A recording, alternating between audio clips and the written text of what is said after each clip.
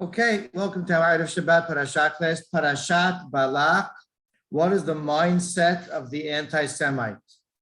You know, in our Torah, we can certainly track the origins of anti-Semitism, where we see the first instances of this type of bias vis-a-vis Am Yisrael.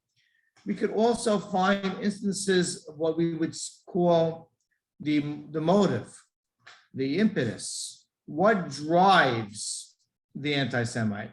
But to actually get into the mindset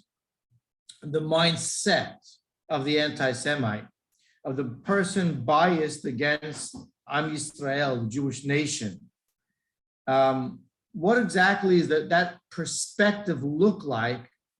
We don't really get that opportunity because the Torah deals with wholesale activities, with national activities, not so much with individual goyim. And therefore, our parasha is unique in that we get to see the perspective of an individual. And through that prism, it opens us to perhaps look in general, now there's more than one perspective, but in general, at the mindset of the anti-Semite and perhaps as a paradigm for history. So what we're going to do is look at the beginning of the parasha and ask what I think are the most elementary questions that need to be answered, they need to be asked. And I think the answer will be quite simple for all of them. So the parasha begins, don't forget, the last parasha, Chukat, ended with Am Yisrael's remarkable, miraculous victories over Sihon Melech HaAmori and Og Melech HaBashan, two powerful and mighty nations. Sihon, Am Yisrael was willing to go around them. They asked politely, can I go through your country in order to enter Israel? They proactively came out and fought against Am Yisrael. And Og, the king of Bashan, don't even ask them anything. He just decided to come at them. And Hashem handed us them on a silver platter. That is how the last two parashiyot ended. And we essentially are pretty much bordering Eretz Yisrael at this point in time. We're on the other side, we're east of the Jordan. We've conquered that land around that area. And we're looking at Israel pretty much. But there's another country bordering to the south, and that is Moab.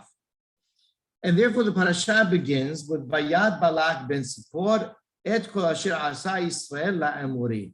Balak, which seemingly is who is seemingly the king of Moab, as will be given that insight a little bit later. But Balak saw what Israel, the Jewish people, did to Emori. Who is Emori? Sihon Melech Emori. He's one of the two mighty nations that we defeated at the end of last week's parasha. What's his reaction to this? Because everyone saw that was a major battle. All the neighboring countries were basically testimony to that great victory of Am Yisrael. The next pasuk, by the way, this is Parashat Balak, Perek Kavbet, chapter 22, and this is pasuk Gima. Vayachor Moab b'penei ha'am me'od ki rabhu. So Moab, it doesn't say now Balak, the king, it says Moab, his nation, feared very much. They were gripped with an awesome fear because of Bnei Israel. The reason given is they are Rav. Rav can mean the great, can mean usually numerous in terms of quantity. Great. And then something interesting. Vayakos Moab mepnei Bnei Israel. What does the word Vayakos mean? Shakesh teshakesenu. Vayakos means to be repulsed, to be sickened by something. They were repulsed because of Bnei Israel.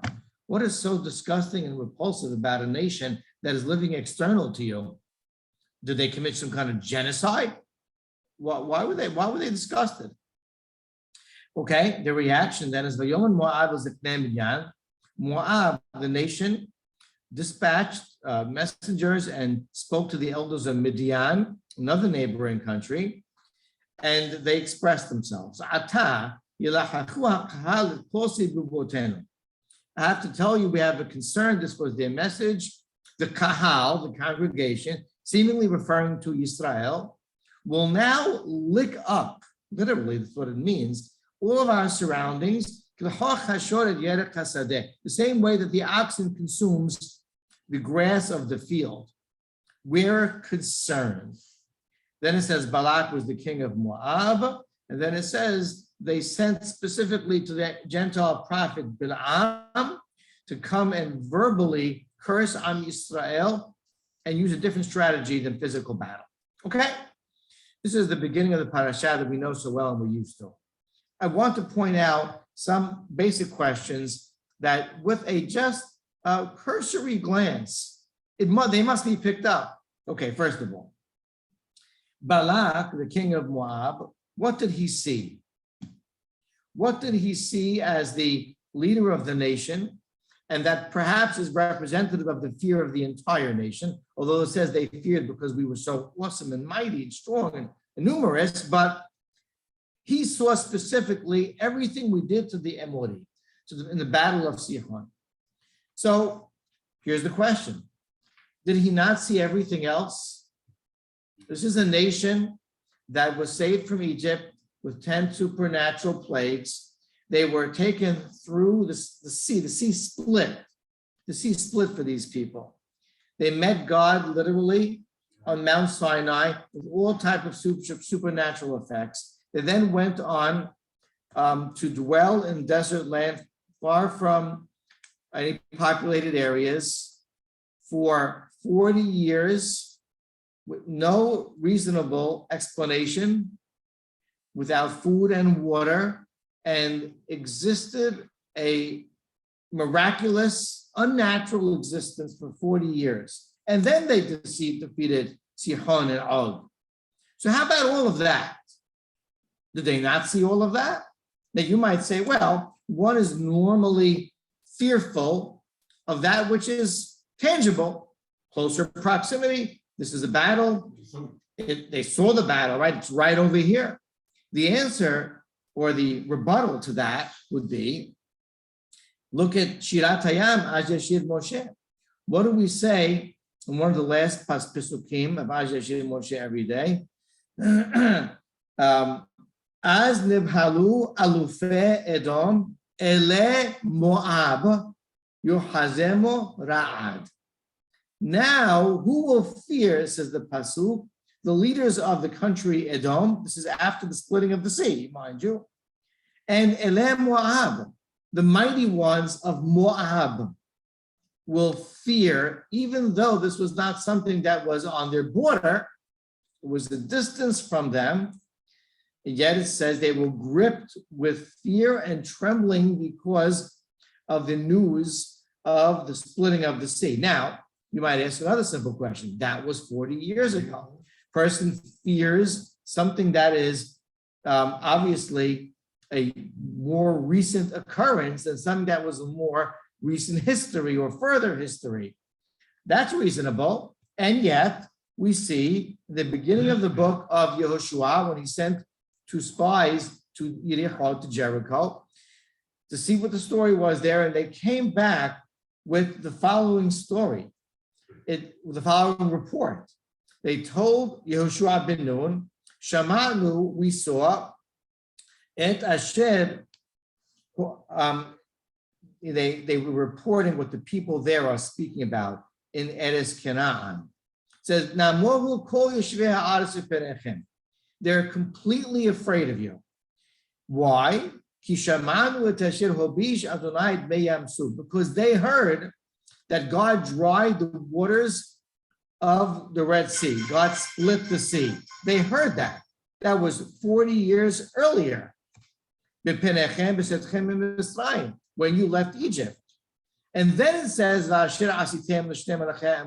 they heard what you did to the kings. So first and foremost in Yehoshua, it says that they were fearful because of what they heard in terms of splitting of the sea 40 years earlier.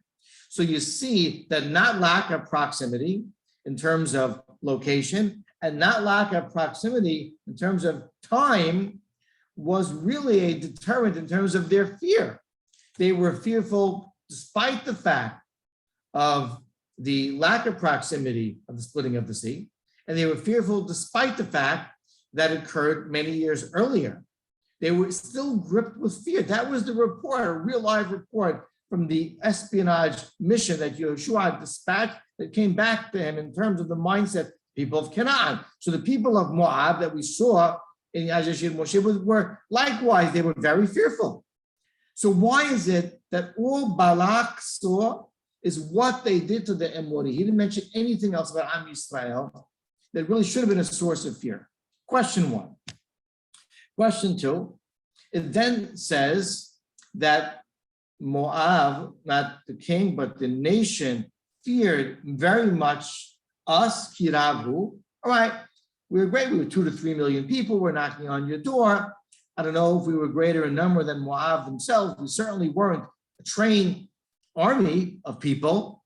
We didn't have, I don't know what weaponry we had coming out of the desert out of all those years. Probably weren't a daunting military force, okay, but they feared us because of our numbers. But then it says, "Vayakos Moab b'nei Israel." Again, they were sickened, disgusted by it. They were repulsed. And both Rashi and his grandson, the Rashbam, both explain, interestingly, because they have different styles, both explain on that word Vayakos, it says, "Kasu behayehem." They were disgusted not from Israel. They were disgusted about their own lives. They repulsed themselves. They were sickened of their own existence, it says. What does that mean? What's going on? Okay, question two. Question three, it says when Moab sent messengers seemingly to the elders of Midian, first of all, they address Am Yisrael as not the nation, but the Kahal. It's very unusual. Usually it's Am, Goy, something that is a synonym for nation. Instead it says Kahal, the congregation. And the concern is that they're going to lick up their surrounding area.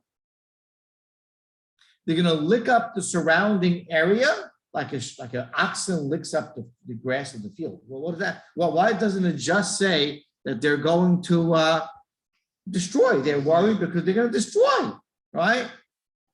So what's going on over here? So we'll call them 3 to 4 questions that need to be answered.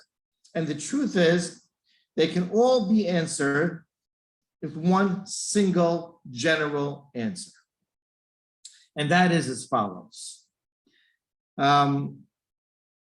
First of all, it's very important to point out that they don't seem, and they didn't seem to have a reason to fear destruction. They didn't seem to have a reason to fear destruction. How do we know this? We don't know this from the Chumash, but we do know this from the book of Shoftim. When at that time, Am Yisrael were under attack from Ammon, and Gid'on was appointed the leader, and he sent messengers. Ammon and Moab were partner nations, and he sent messengers to speak sense into them before, it was Yiftach the Shofet, the leader. And before Yiftach went into battle, he sent messengers to try to speak sense in them. And one of the things he said, he gave a little history, because Moab was claiming that you took our land. And he said, no, this is what happened. And he said, this is hundreds of years later, at the time, we sent to Moab, just like we sent to Edom, and we said, listen, we just want to pass, give us a little thoroughfare, we won't bother anyone. So the Torah doesn't give us that insight, but the book of Shoftim and the leader Yiftach gives us that insight that indeed Am Yisrael requested to bypass them or to go through them, and we're not interested in destroying them. So really, they shouldn't have feared destruction. What were they fearing? And what are the answers to all of our questions? Here's the general approach that I'd like to take. You know, the world was a paganistic world, void of God.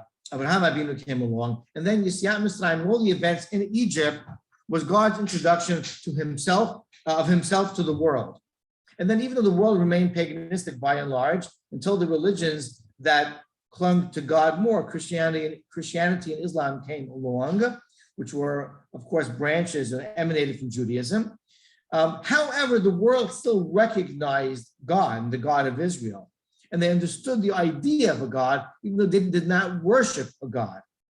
And from then till now, whether we're talking about peoples of religion or not, the world in general who recognize God, the Gentile nations can tolerate, by and large, the fact that God can perform, they can believe, many of them over the course of history, can believe that God can intervene in this world and perform miracles and do things that are supernatural. Those events attest to the existence of an all-powerful God. And for those who believe, even though they don't worship that God, believe in that idea and that concept, it's okay. God can intervene and perform. You know what? He can even perform on behalf of an individual nation. That's okay. Like even on behalf of Am Yisrael, of the little Jewish nation, it's not so bad. That's just the fortune of that nation. They can perform miracles on behalf of India and China and Russia and South America, whoever it is. That is all digestible, acceptable, and tolerable by the other nations. But the following is not tolerable. When it is clear that God is acting in a manner that you can call biased, where God has an agenda, when you see this all-powerful and mighty God, Hashem, intervening and performing very blatant acts, you can call them miraculous and supernatural activities on behalf of a nation at the expense of other nations. And God then makes a statement, stakes a claim on a certain people as opposed to other peoples. That's too much to take. That cannot be tolerated. Because then there's a God with an agenda, and the agenda is vis-a-vis the other nations, but specifically focused on a people, on a nation, maybe more than one nation, on individuals. But once you feel that there's a God with an agenda, it means that it's exclusionary. I exist as secondary to other peoples. I'm a lower class people. Who can tolerate such a reality? No one can.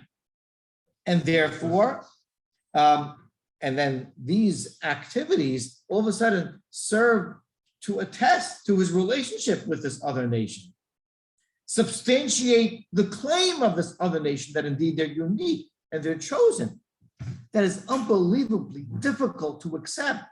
And what happens is, unless a nation wants to deny what they can, the truth and what just happened, but it's right before their eyes and they see the event, what happens, of course, hatred and jealousy to this small little nation that is seemingly the crown jewel and the choice of God, but it sickens them about their own existence.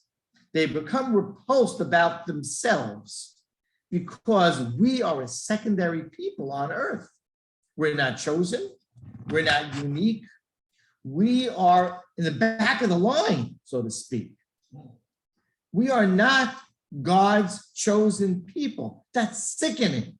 And therefore, first of all, it says that Balak feared not what God did in the splitting of the sea or any other miracles, because that's okay. God can intervene. He can help any nation individually. But feared because of what Israel did vis-a-vis the Emori, another neighboring nation. God is starting to take sides. He's starting to clear out for this little nation Israel. Look, he pummeled Sihon and Og on behalf of Am Yisrael. That is what Balak and Moab saw, not just made them fear, but made them sickened, but sickened of themselves and their own existence. Because all of a sudden, something else is substantiated that they don't want to believe. What a difficult pill to swallow. And they became, as Rashi and Rashbam said, repulsed and sickened from their own existence.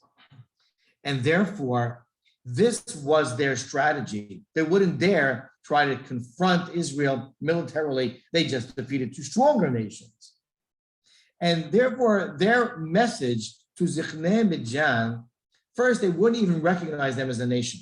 They didn't call them an Am or Goy, Hakahal. It's just a gathering, a grouping of people. No definite. They didn't want to even acknowledge their identity. Hakahal. But you know what we fear?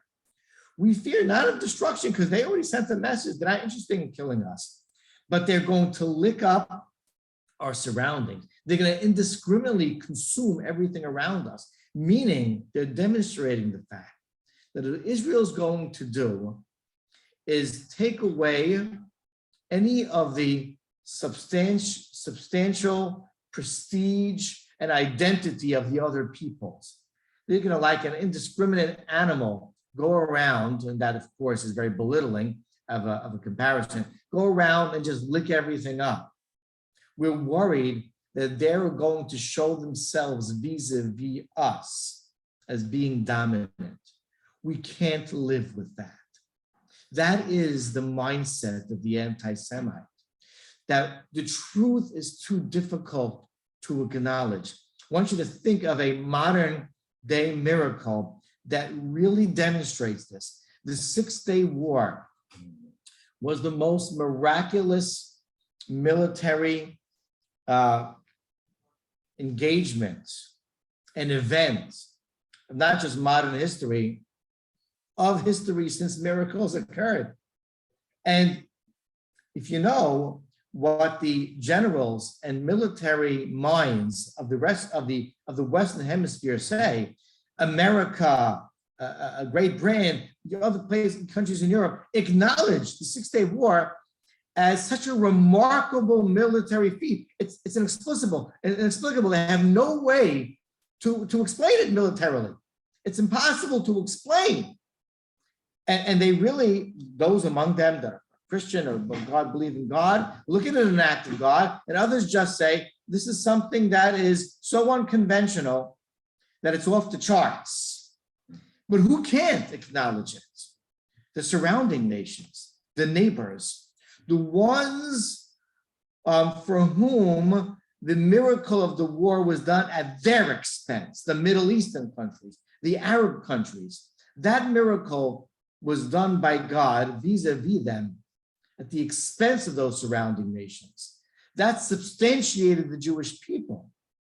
That demonstrated God's agenda for the Jewish people vis-a-vis the neighbors of Am Yisrael at the time. They can't acknowledge that they even won the war, let alone that it was a miraculous, remarkable feat and defeat of them beyond all victories. They can't acknowledge it. Mm-hmm. That is the mindset of the anti-Semite. It's jealousy because it's clear to us that God has an agenda that sickens us with our existence. I can't swallow that pill. So I can either just take the truth, which is that 99.8% of the population of the planet Earth are not the chosen people, and we're amongst them, and the chosen people are 0.2 or now maybe less than 0.2% of the population of the planet. Or if I can't accept that and I want to deny it, then my only other recourse is destruction. Let me just rid of them. And that's why the words of the messengers that were sent to Bil'am was that maybe if you are successful, Bil'am, what could occur is maybe, just maybe, we can wipe them off the map. And that's what we really want to do. from the river to the sea as they continue to chant and protest around the world. Wipe them off the map, because that's our only way of dealing with this problem. We can't reconcile what's happening, what has happened throughout the course of history, and the agenda of a God. We can't deal with that. It sickens us of our own existence. So we need just to get rid of it so we don't have to think about it. That is the mindset of the anti-Semite. That is the perspective of those who have hated us and antagonized us throughout the course of history. And that is the insight that Balak and Moab give us in this week's Perashat and act as a model and a paradigm for all the other nations and for all of Jewish history and the history of mankind since then, as why is it that they always have at us and have a obsessive attitude towards destroying us. But from our perspective, it makes us feel real lucky.